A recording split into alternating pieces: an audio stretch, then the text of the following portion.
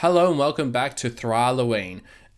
This is part two of our interview with Jack and Janet as we continue discussing or talking about the upcoming The Dark Crystal adventure game, which is due to come out later this year. So just hope you enjoy our following interview with them.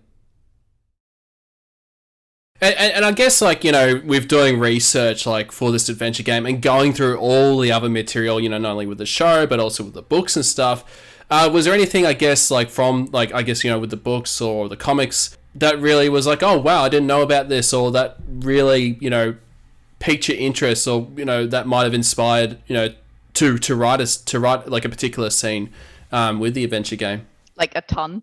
Yeah. Like an actual ton. Yeah.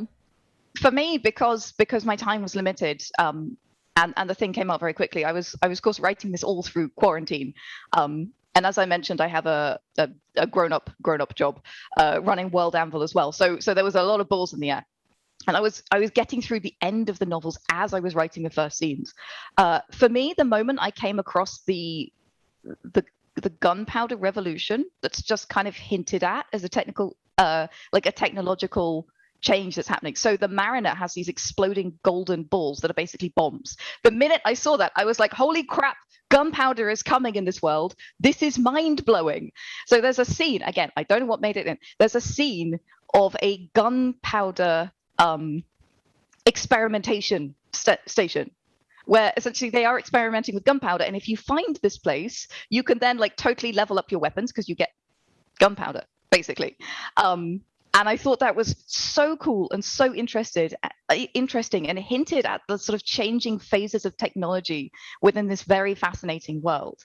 So that was definitely one where I was like, holy crap, it's going in. I can't even help myself.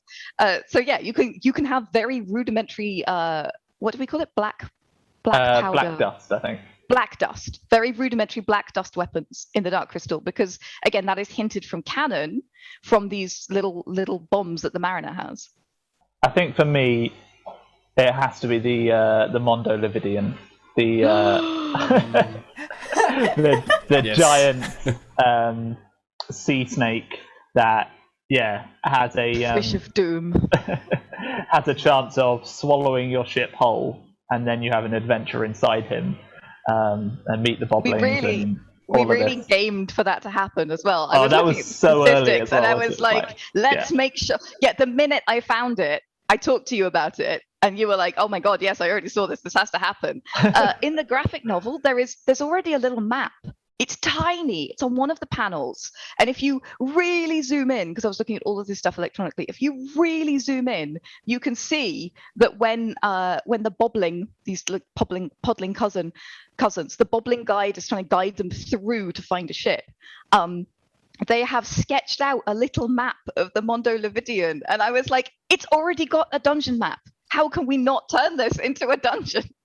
And the lovely thing about that one is that's one of the fold-out pages. So there's basically some scenes are too big to fit on a single double-page spread. So we have these fold-out pages. So that one, the sort of map of the Mondo Lividian sort of goes across 2 pages, so you can sort of get this feel of how big this thing is. So I think the Mondo Lividian would be my my favorite sort of cut. Yeah, one of your favorite scenes. Yeah, and what about yourself, Janet? Yeah, I mean, of course, writing so many of these scenes. But is there one that's sort of, that's sort of like definitely in your top favorite scenes, for the adventure game? There is one. Again, I don't know what made it in, but I thought, wouldn't it be interesting to have a day at the races where the races is Landstriders? So I made a whole Landstrider obstacle course that you can basically you go on this cross country point to point race where you have to go across the country on Landstriders, and all sorts of things can happen, and you have to you encounter obstacles as you're galloping full pace on this slightly out of control Landslider. So I think that's definitely one of them. The other is a scene that happens in the library of Hurrah, where those wonderful little again, the names escape me, I'm sorry. The pluffums. Pluffums! Yes. The pluffums that eat paper. You have to, without disturbing the librarian, find the critical thing that you need, but there are pluffums everywhere and they are causing chaos. And then, of course, the final one that really comes to mind is the deterge, which I could not possibly leave out. There's one moment where you have to wrestle a podling into pants. And I couldn't not put that in. So yeah, trying to wash podlings was the other one where I was like, yeah. Yeah, if you commit any crimes in Hurrah, then you'll have to do the deterge. Basically. Yeah, so I created because Hurrah is like the real metropolis of the setting. I created a little like crime system, a very small crime system. So if anyone sees you committing crimes like breaking into stuff, you will get sent to the deterge. So you get sent to the order of the mega jingly hats, and you have to do the deterge. And Jack, just to confirm, all aforementioned scenes that Janet just talked about, are those in? Those are in, yeah. Excellent. Excellent. Yeah. Right. Those are the important ones. I was ready to be like, I think, Stop talking about it. The only other thing that I did that, again, I think Jack told me it's in. Can I talk about the Circle of the Suns? I think, yeah, definitely. I'm just checking. So if you look again, this was a moment where I am completely obsessive. So I went like scene by scene when I was writing the Circle of the Suns, which is one of those locations that has to be in there. This, of course, is where the heretic and the wanderer are hanging out together, and it's this glorious location, super rich in detail and very weird and wonderful and dark and fabulous and rainbow colored and sort of glorious. And I wanted to create all of that, but there's one far away scene where you see that the tower, this sort of natural rock formation, kind of has giant legs. And I was like, well, I'm running with that. So there is a chance that the party, and again, I hope it's only GMs listening to this, there is a chance that the party can get that as a giant walking structure that they can then walk around on. So yeah, the whole thing is essentially a lore. Yes, so it's a mega lore. So you take the stone from lore, and it means you sacrifice lore, but then you can have a giant walking megalith. Like a Megazord from Power Rangers, but in the Dark Crystal. Excuse me. But made of rock. What? You're welcome. That's cool, yeah. What was really fun about sort of taking all these bits and pieces and writing this as an adventure is what we've done is basically it's 99 days until basically the darkening takes over Ra and everything is awful, and it's sort of happening in bits and pieces. So each scene has sort of a light side and a dark side. So when you first go there, it might be all pleasant and nice, but if the darkening sort of has taken it over, then there'll be some twist that makes it sort of darker and worse. So like the Mondo Lividian might be super aggressive, or the exploding institute might have basically the Skeksis might have turned up and basically taken all of those improved things. Then now they have access to them. So you've sort of got this dynamic world that is getting worse and worse and worse as the adventure goes on, and you've sort of got this time limit that you have to sort of collect the 7 seeds from the 7 great trees. And so what that means is like you've got this build up to a finale. You might find the Stone Colossus. You might convince the crew of the Omeya to lend their aid, and you might there's all these like grand things in the world that you might not ever sort of get onto your side or have to face them, but the Skeksis have their own sort of massive architectural sort of there's like a fiery logging camp, and there's where they're sort of just cutting down the whole forest, and there's the Giga Garthim, who is basically like a kaiju Garthim, and like you've got all these like things which I'm very surprised that we were allowed to sort of say, hey, this might exist in the world. Just like they're these ingredients, because as Janet was saying, like we don't tell the story, we give all the ingredients for the story. The GM is the one that sort of tells the story. So we sort of just sprinkle all of these like ingredients around the place. We dot around sort of fireworks, and we dot around matches, and we say, you know, you guys mess around, maybe a firework will go off. We didn't do that. And so you've got all these little elements that hopefully will come together in the finale as you have to get to Crystal Castle and do your finish your quest. Would you say that somebody who's, clearly those of us who are massive fans of the Dark Crystal are going to want to be all over this just for the sake of getting to explore more of Thra, more that we haven't seen in the shows or the movies. But to flip it from the other perspective, would you say that this is an accessible game for people who are already deep in the world of RPGs, but not necessarily in the world of Dark Crystal? So we have included at the beginning, basically an overview of the world, the timeline, in the beginning, Augur existed, and then you've got the Urskeks, and this is sort of what they're all about. That kind of explains all that, and we do sort of hold hands for that bit. I think it's something that even if you are sort of deep in the world of the Dark Crystal and know everything, it is nice to just be oh yeah, this is what the deal, this is what's happening in the world. And it also is kind of highlighting the bits of lore that are the most important in this adventure, for players to have general knowledge of. Basically, that there's a resistance sort of civil war going on, and it's the Garthim or what their deal is, Crystal Bats, Skeksis. So it sort of explains all this at the beginning of the game, exactly for that reason.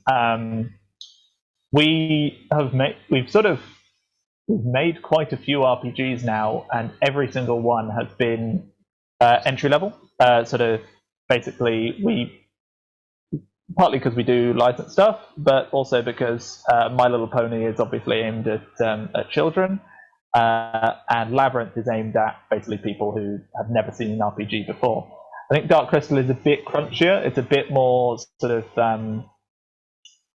there's a bit more rules because there's more stuff that can happen. Basically, there's combat, there is death, and there is all these things that can happen, and so you need a bit more robust system to deal with it. That being said, still compared to a lot of sort of complex RPGs out there, it's definitely sort of nice and easy to get into, and then the world also sort of has its introduction as well. So the first 40 pages are explaining sort of the rules and the world and sort of tips, and we go a lot into tips and sort of saying, hey, don't panic. First of all, don't panic, because it is a sort of intimidating thing, especially as someone just picking up this book and trying to get into role playing, saying, oh, what you're going to have to do is get 4 of your friends, and you're going to have to perform in front of them, and you're going to have to ask these people to play a game with you, and invest their time and their energy and their caring. And that's actually quite a lot to ask, especially when if it doesn't work, then that's sort of on you, and that is a sort of social difficulty to overcome. So yeah, we try and sort of ease that transition and sort of give you as much confidence and as much sort of a lot of that starting bit is basically, don't worry, and you can change anything you like. Just, this book is all ideas, and this is what we think it should be, but your group and yourself. We're not the GM. We're not in charge. We're just giving you ideas. You're in charge. It's worth mentioning as well that with a tabletop RPG game, one person really needs to kind of know what's going on with the rules, but they can always take a pause and check. That's no big deal. The players do not need to read 40 pages worth of rules to play the game, right? They need to show up with an open mind, a little bit of patience, tolerance. What is the Dark Crystal about, after all, except working together, right? And you sit together and tell a collaborative story. So although 40 pages of crunch and rules sounds terrifying, an awful lot of it is, as Jack says, is advice for how to run a game or how to deal with certain situations. And the other thing is that with a lot of the scenes, the rules that you need, any special rules, for example, are right there on the page. So once you have the general gist, like with a board game, you find those special rules are exactly where you need them, where you're looking. So you just need to know the basic procedure in order to play the game. It's not terribly complicated. You've made a good point that 40 pages, that is possibly a poor...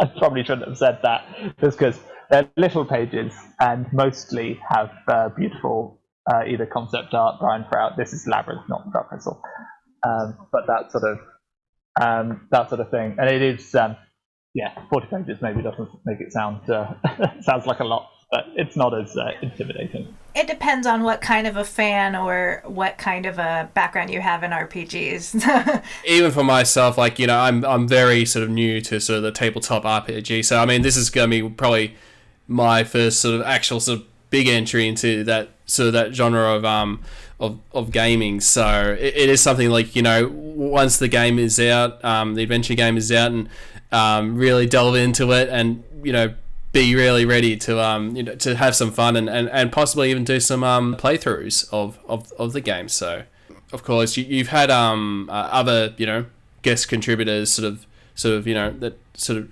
helped with certain scenes. I mean, including us, but also Hey! I know, yeah, hey.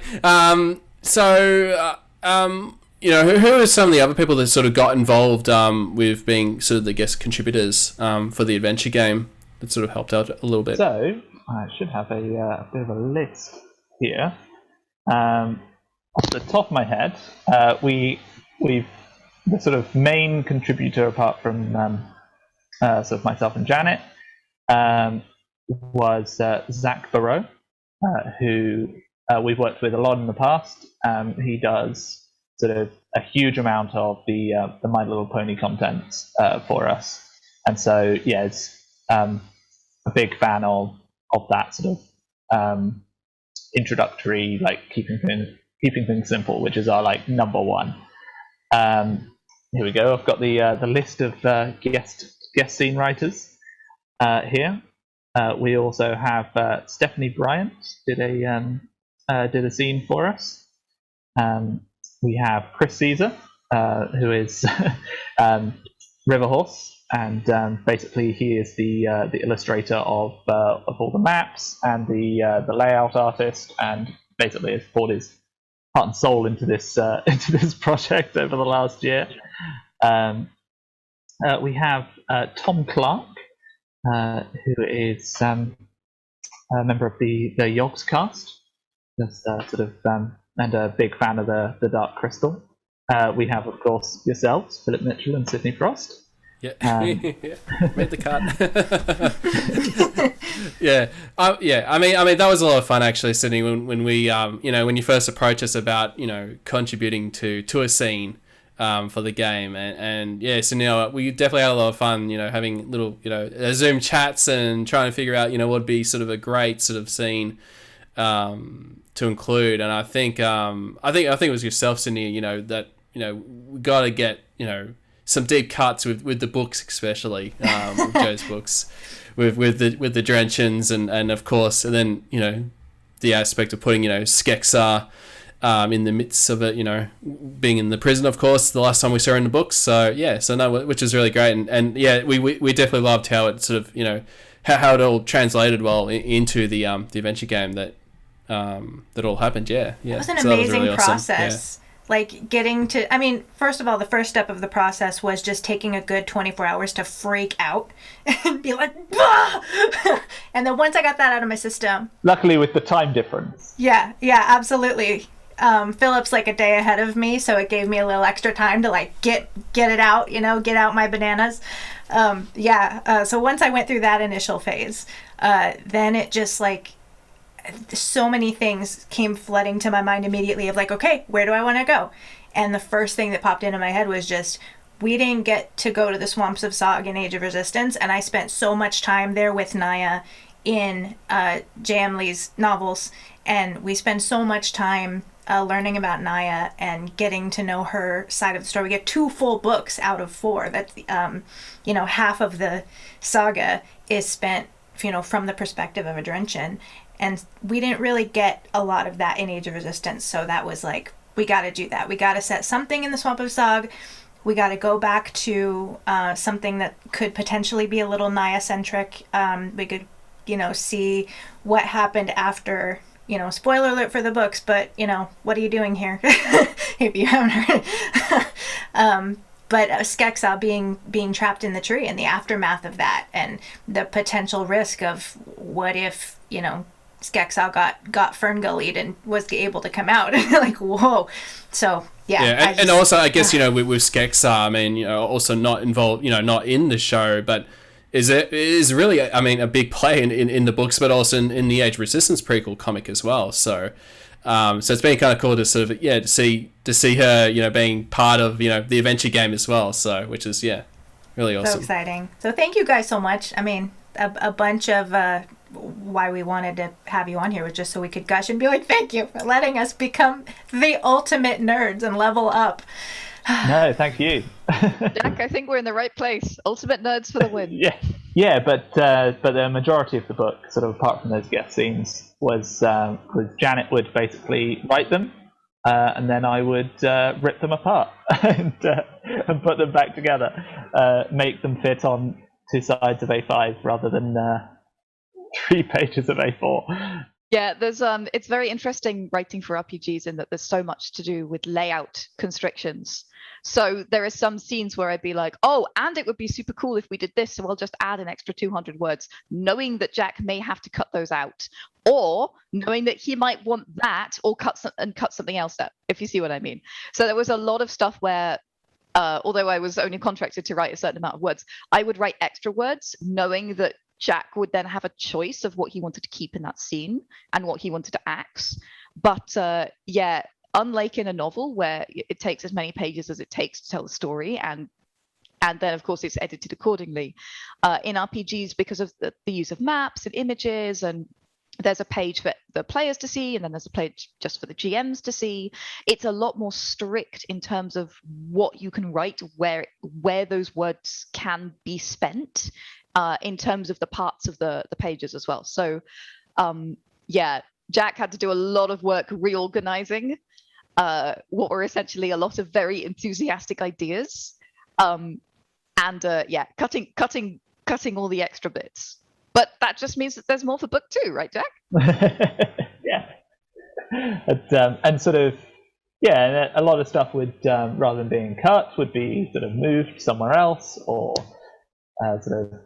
Yeah, I think it was a really good way of working, sort of saying, no, don't worry about it. You write as much or as little, like, you just do it. You just create, and then we cut and sort of stitch stuff together, and something needs adding here to make this fit with that.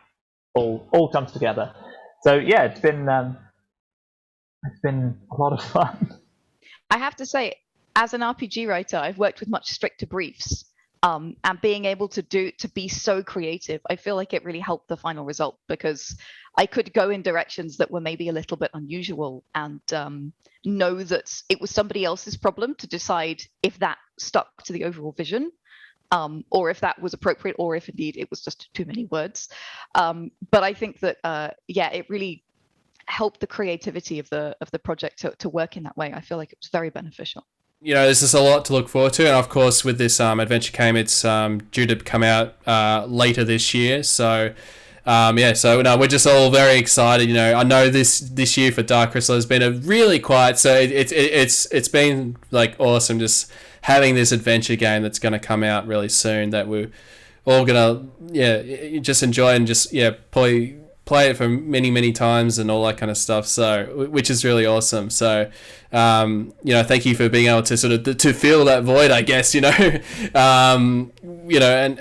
see what the future holds, of course, for next year, for 2022, with the 40th anniversary of the Dark Crystal. So no, thank you. And I think we'll probably wrap up this chat. So Again, thank you for being on the show. And I might start with you, Janet. How can people on the internet find you? Yeah, absolutely. If you look for World Anvil, you will find me everywhere. I am the CEO of that project, so that's usually the easiest way to reach me. And I also have a few of my own socials. You can find me under JD_Blythe on Twitter. And I'm a giant nerd that's obsessed with fantasy and sci-fi and writing and world building and RPGs. Basically, that's my thing. And I do a bunch of streaming and I make YouTube videos as well. So you will find me all over the internet. At World Anvil is probably the easiest way to search for me. And what about yourself, Jack? Oh, just search for River Horse, yeah. Hopefully you'll find us. yeah, exactly. But no, this was such a fantastic chat. So again, thank you so much. And yeah, again, we're very much looking forward to the game coming out later this year. So are we. Yes, So excited. And that concludes our interview chat with Jack and Janet. We hope that you've enjoyed sort of our two-parter video interview that we've done as part of the Thralloween. Definitely stay tuned for the game preview that Sydnni, Jack, and Janet have already they've done it. Sort of to give you sort of a demonstration of what the game offers. So hopefully you can tune in for that. Again, thank you so much, and just wanted to let you know, for those that are new to here, if you want to find out more about the podcast that Sydnni and I do called Trial by Stone, the Dark Crystal Podcast, you can just visit our website, is the easiest way, at darkcrystalpodcast.com. We're also on social media with Facebook, Instagram, and Twitter. If you just search for a Dark Crystal Podcast, you'll find us there. Again, thank you so much, and hope you enjoyed our interview and all the content and all the coverage and everything that's been happening for Thralloween. Thank you so much, and hopefully you'll stay tuned for more Trial by Stone.